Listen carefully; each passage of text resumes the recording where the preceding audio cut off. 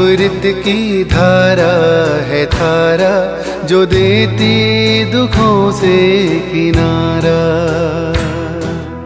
मुरली अमृत की धारा है धारा जो देती दुखों से किनारा।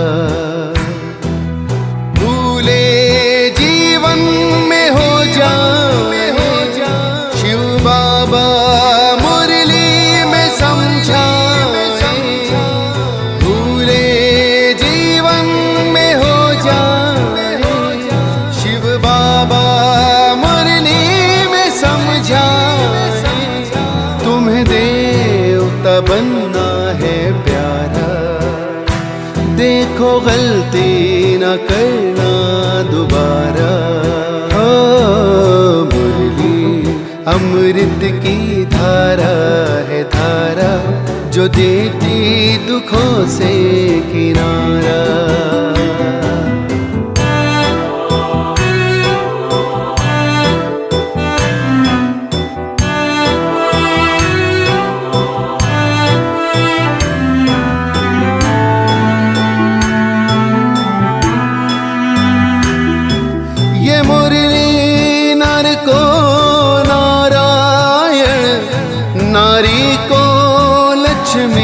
बनाए ये मुरली नर को नारायण, नारी को लक्ष्मी बनाए।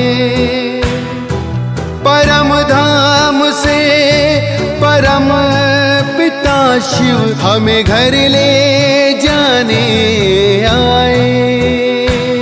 हमें घर ले जाने को आए। चारों युगों में जो खेल हुआ वो पूरा होने को आया। गीता ज्ञान अमृत देने को ये संगम युग बनाया।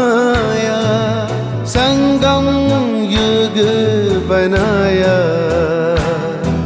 ये मुरली अमृत की धारा है धारा जो देती दुखों से किनारा।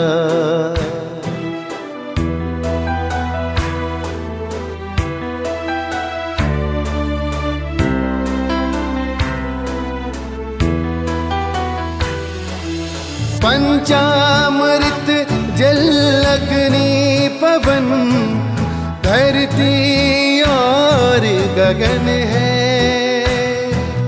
चार दिशाएं चार फिजाएं चारों युगों को नमन है। चारों युगों को नमन है। सांसों के तार जुड़े प्रभु से मुरली दिखाए नजारे।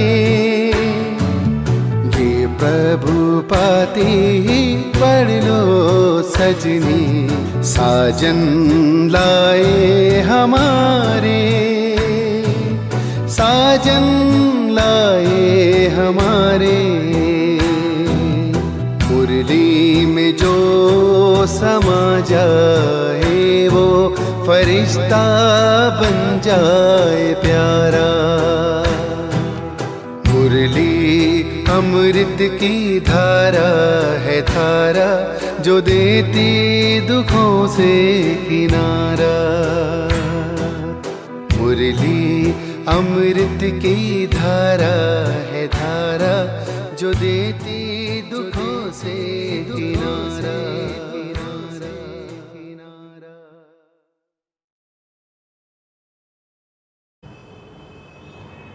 ओम शांति। आज बाबा की 25 अप्रैल 2022 की साकार मुरली है, जिसमें बाबा ने बच्चों को विशेष ब्राह्मण जीवन की प्रथम धारणा, ब्राह्मण यानी ब्रह्मचारी, ब्राह्मण यानी पवित्र। तो बाबा ने हमें पहली धारणा की, फिर से स्मृति दिलाई है और उसे पक्का भी कराया है। तो सुनते हैं आज बाबा के 25 अप्रैल 2022 के साकार अनमोल महावाक्य। मीठे बच्चे पुरानी देह और देह के संबंधी जो एक दो को दुख देने वाले हैं, उन सबको भूल एक बाप को याद करो, श्रीमत पर चलो। प्रश्न है, बाप के साथ साथ वापस चलने के लिए बाप की किस श्रीमत का पालन करना पड़े? तो बाबा ने कहा, बाप की श्रीमत है बच्चे पवित्र बनो, ज्ञान की पूरी धारणा कर अपनी कर्मातीत अवस्था बनाओ, तब साथ साथ वापस चल सकेंगे। कर्मातीत नहीं बने तो बीच में रुक कर सजाएं खानी पड़ेंगी। कयामत के समय कई आत्माएं शरीर छोड़ भटकती हैं, साथ में जाने के बजाय यहाँ ही पहले सजा भोग हिसाब चुकतू करती हैं। इसलिए बाप की श्रीमत है, बच्चे सिर पर जो पापों का बोझा है, पुराने हिसाब किताब हैं, सब योग बल से भस्म करो। गीत है, ओ दूर के मुसाफिर हमको भी साथ ले ले, हम रह गए अकेले। अभी तुम ब्राह्मणों की बुद्धि से सर्वव्यापी का ज्ञान तो निकल गया है। यह तो अच्छी रीति समझाया जाता है कि परम पिता परमात्मा प्रजापिता ब्रह्मा द्वारा नई रचना रचते हैं। वह ठहरा रचयिता जिसको परमात्मा कहा जाता है। यह भी बच्चे जानते हैं कि वह आते हैं, आकर बच्चों को अपना बनाते हैं, माया से लिबरेट करते हैं। पुरानी देह सहित जो भी मित्र संबंधी आदि हैं, जो एक दो को दुख देने वाले हैं, उनको भूलना है। आज बाबा की मुख्य यही शिक्षा है। जैसे कोई बूढ़ा होता है तो उनको मित्र संबंधी आदि कहते हैं, राम जपो। अब वह भी झूठी बताते हैं, ना खुद जानते हैं, ना उनकी बुद्धि में परमात्मा की याद ठहरती है। राम को ना तो खुद जानते हैं, उनकी खुद की बुद्धि में राम की याद नहीं ठहरती है, तो बाबा कहते दूसरे को राम की क्या स्मृति दिलाएंगे। वो समझते हैं परमात्मा सर्वव्यापी है। एक तरफ गाते हैं दूर के मुसाफिर, आत्माएं दूर से आकर शरीर धारण कर अपना अपना पार्ट बजाती हैं। यह सब बातें मनुष्यों के लिए ही समझाई जाती हैं। मनुष्य शिव का मंदिर बनाते हैं, पूजा करते हैं, फिर भी यहाँ वहाँ ढूंढते रहते हैं, कह देते हैं हमारे तुम्हारे में सब में व्यापक है। उनको ऑर्फन कहते हैं, धनी को न जानने वाले, याद करते हैं हे भगवान, परंतु जानते नहीं, हाथ जोड़ते हैं, समझते हैं वह निराकार है। समझे, समझते हैं भगवान को, उसको पूरी रीति जानते नहीं हैं, पहचान नहीं है, परिचय नहीं है।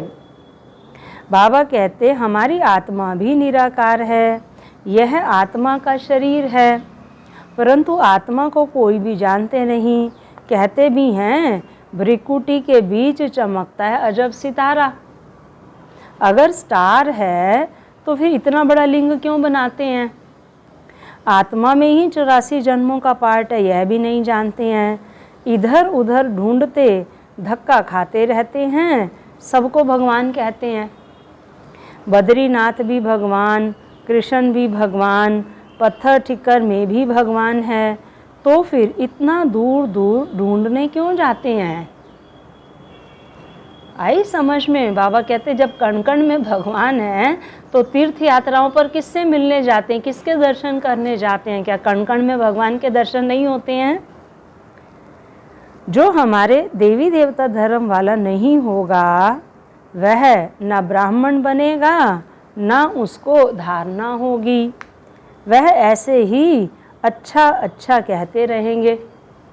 बाप कहते हैं बच्चे मैं तुमको साथ ले चलूँगा, जब तुम श्रीमत पर चल पहले पवित्र बनेंगे, ज्ञान की धारणा करेंगे, अपनी कर्मातीत अवस्था बनाएंगे, तब ही मेरे साथ साथ घर पहुँचेंगे, नहीं तो बीच में रुककर बहुत कड़ी सजा खानी पड़ेगी। मरने के बाद कई आत्माएं भटकती भी हैं, जब तक शरीर मिले तब तक भटकती हुई सजा भोगेंगी। यहाँ बहुत गंदगी हो जाएगी कयामत के समय। भटकती आत्माओं का, प्रकृति का और बम इत्यादि का, लड़ाई झगड़े का कयामत के समय बाबा कहते कितना गंद होगा। चाहे वो सूक्ष्म रूप से आत्माएं सजाए भोगेंगी, चाहे स्थूल रूप से, दुख का वातावरण होगा बहुत अधिक। पापों का बोझा बहुत सिर पर है, सबको हिसाब किताब चुकता तो करना ही है। कोई बच्चे तो अभी तक भी योग को समझते नहीं हैं।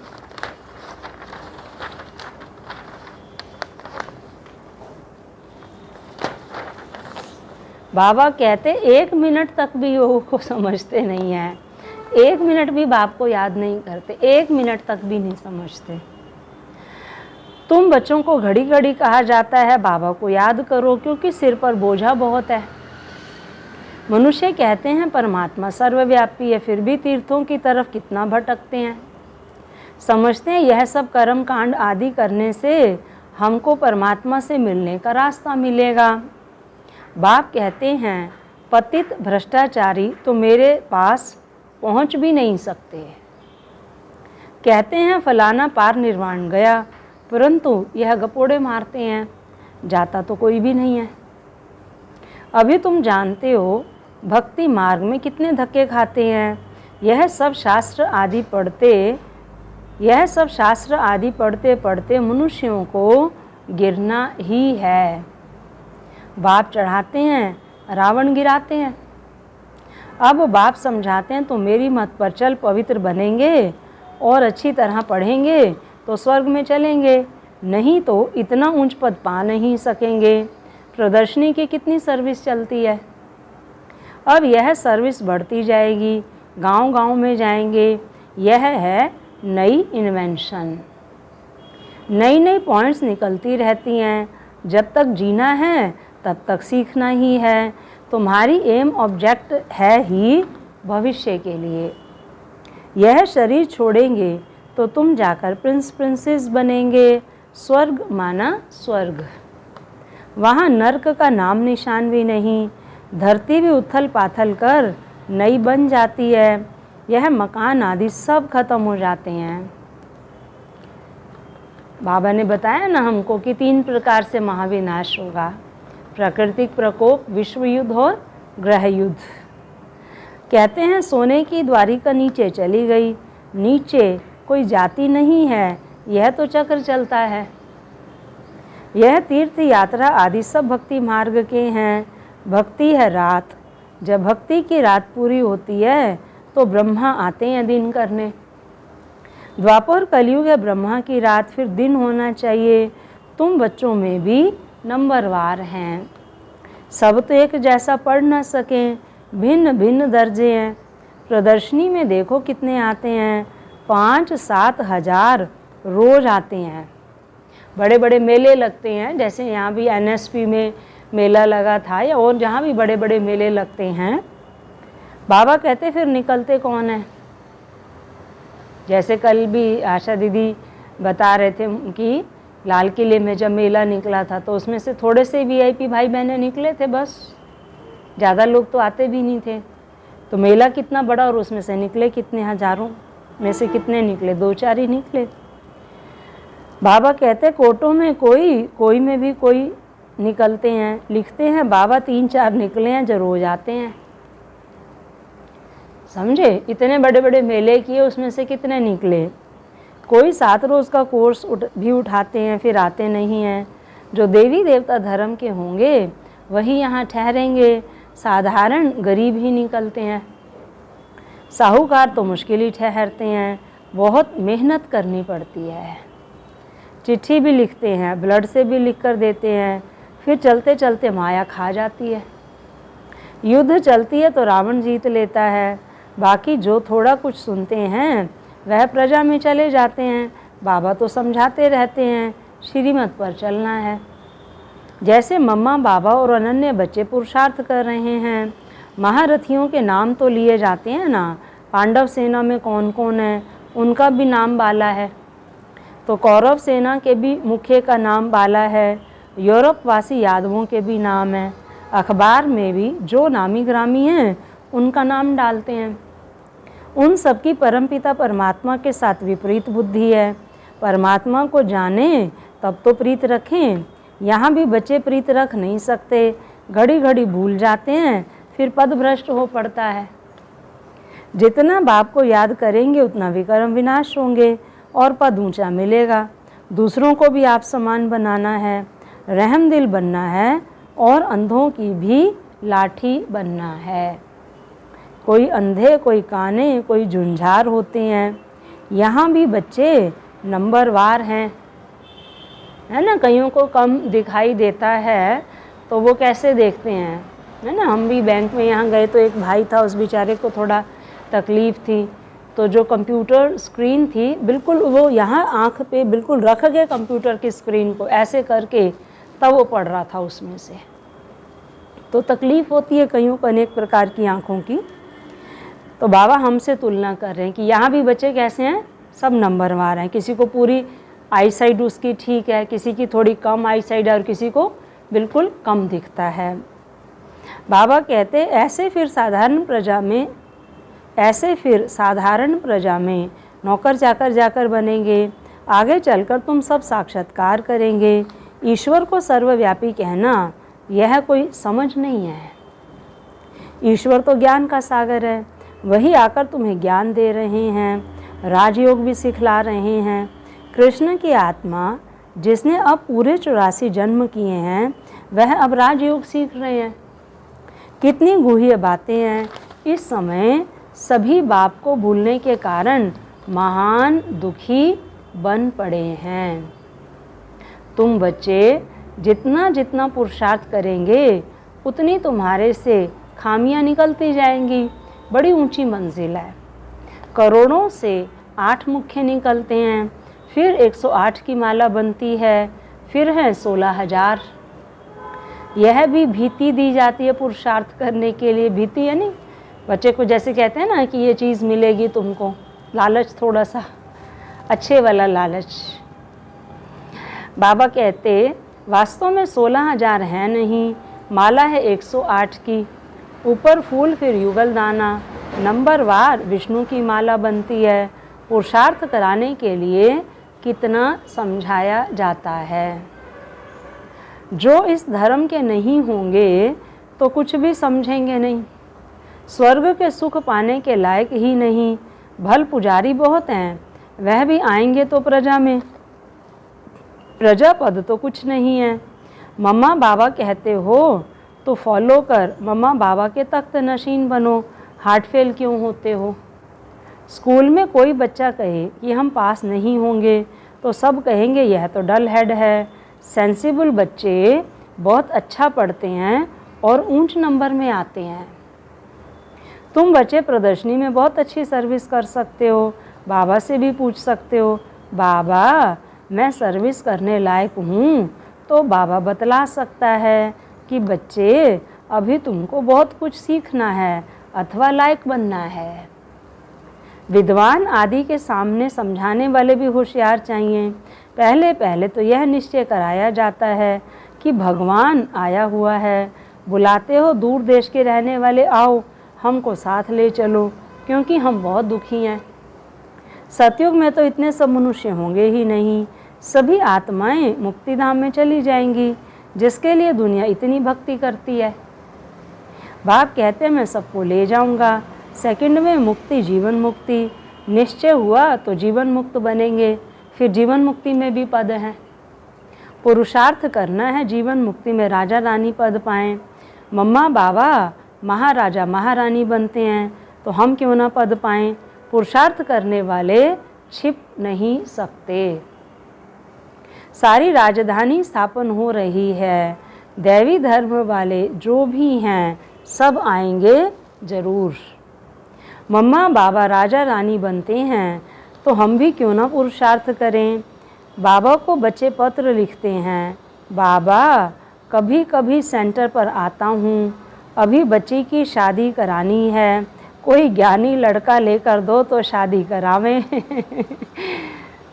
बाबा के घर आते हैं और वो किस भावना से यहाँ के कुमार कुमारियों को देखते हैं, तो कोई ज्ञान तो नहीं कहेंगे ना ऐसी आत्माओं में कि ज्ञान नहीं है। जिसने ज्ञान को समझा है वो यहाँ इस प्रकार का कोई प्रश्न नहीं करेगा, बात नहीं करेगा।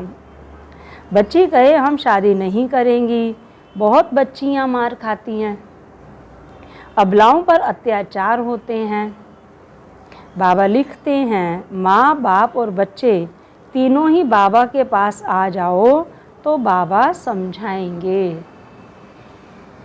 आदरणीय पिताश्री लिखते हो तो आ जाओ। पैसा नहीं हो टिकट के लिए तो वह भी मिल सकते हैं। सम्मुख आने से श्रीमत मिलेगी, कुमारी का घात तो नहीं करना है ना, नहीं तो पाप आत्मा बन पड़ेंगे। बाप की श्रीमत पर चलकर पवित्र बनना पड़े।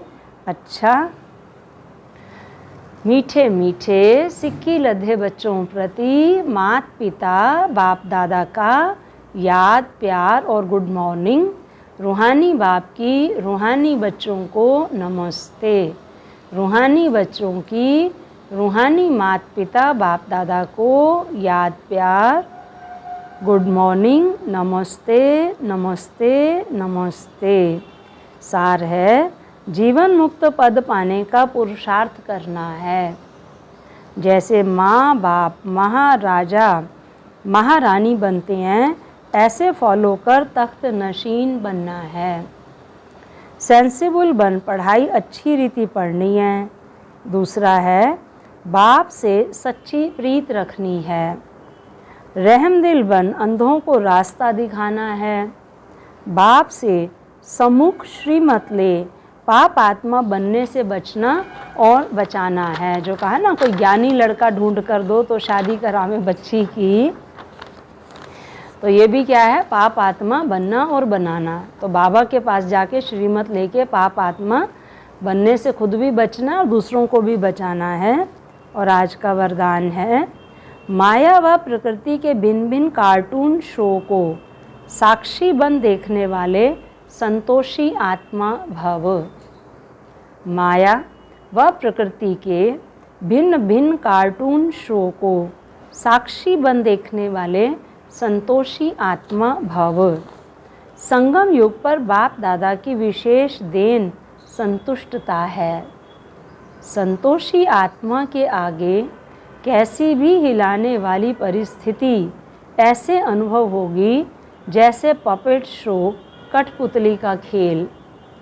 आजकल कार्टून शो का फैशन है, तो कोई भी कभी परिस्थिति आए तो उसे ऐसा ही समझो कि बेहद के स्क्रीन पर कार्टून शो व पपेट शो चल रहा है, कठपुतली का खेल चल रहा है।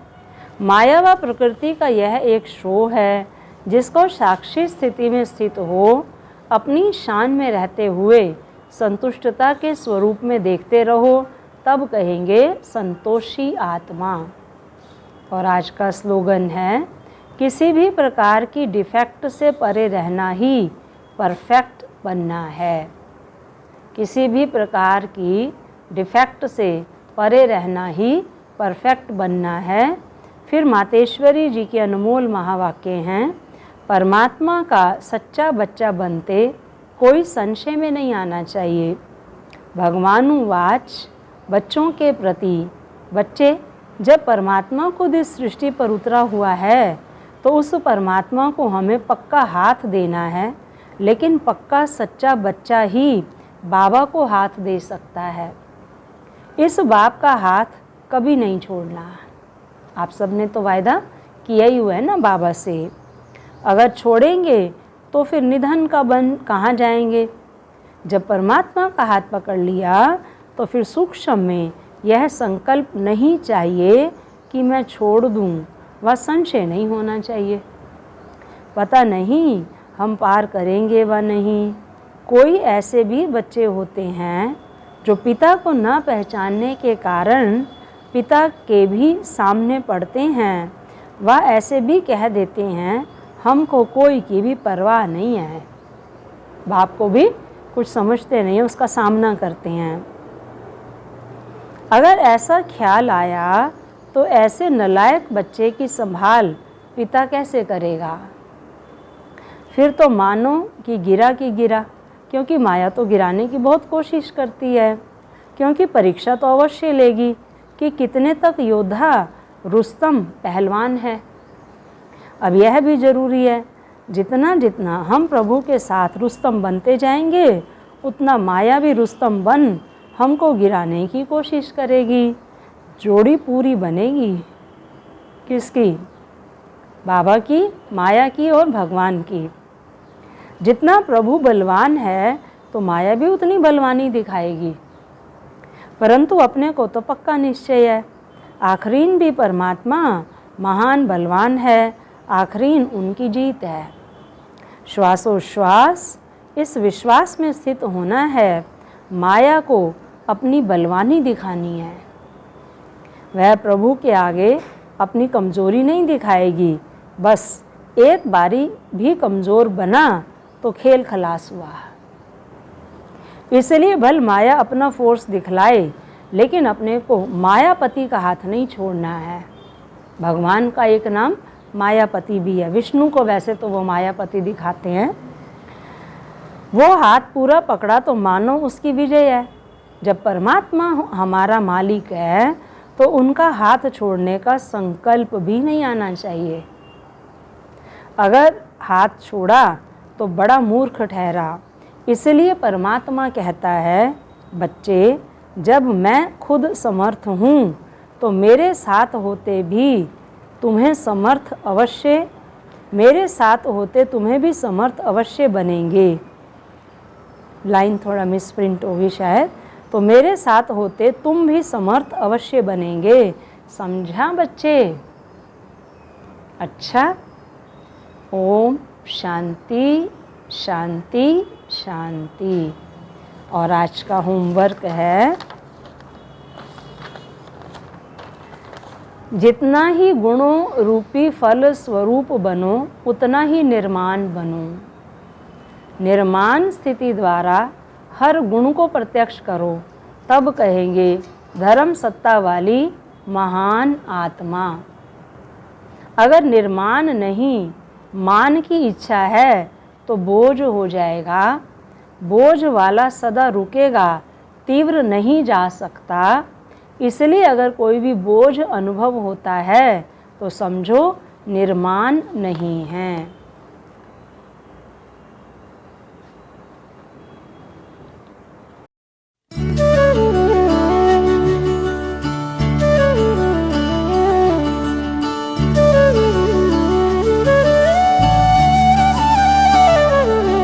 शुक्राना तेरा शुक्राना, शुक्राना तेरा शुक्राना, शुक्राना तेरा शुक्राना, शुक्राना तेरा शुक्राना। तेरी रहमतों का कैसे, तेरी रहमतों का कैसे करूं मैं बखाना। शुक्राना तेरा शुक्राना, शुक्राना तेरा शुक्राना। तेरी रहमतों का कैसे करूं मैं बखाना। शुक्राना तेरा शुक्राना, शुक्राना तेरा शुक्राना, शुक्राना तेरा शुक्राना, शुक्राना तेरा शुक्राना।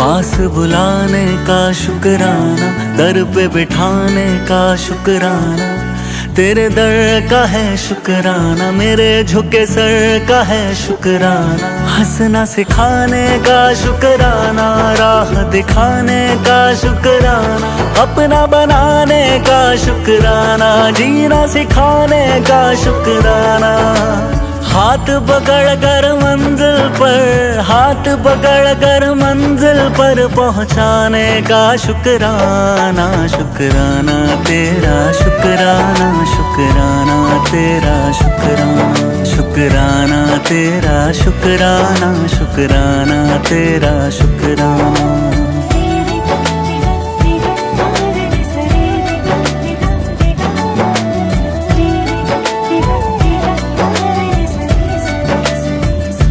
तेरे एहसास का शुक्राना, बात इस खास का शुक्राना, बिगड़ी बनाने का शुक्राना, काबिल बनाने का शुक्राना, मुझे अपनाने का शुक्राना, कृपा बरसाने का शुक्राना, गले से लगाने का शुक्राना, पार लगाने का शुक्राना, चरण तिहारी जन्नत है, चरण तिहारी जन्नत है, उस जन्नत का शुक्राना, शुक्राना तेरा शुक्राना, शुक्राना तेरा शुक्राना, तेरी रहमतों का कैसे करूं मैं बखाना, शुक्राना तेरा शुक्राना, शुक्राना तेरा शुक्राना, शुक्राना तेरा शुक्राना, शुक्राना तेरा शुक्राना।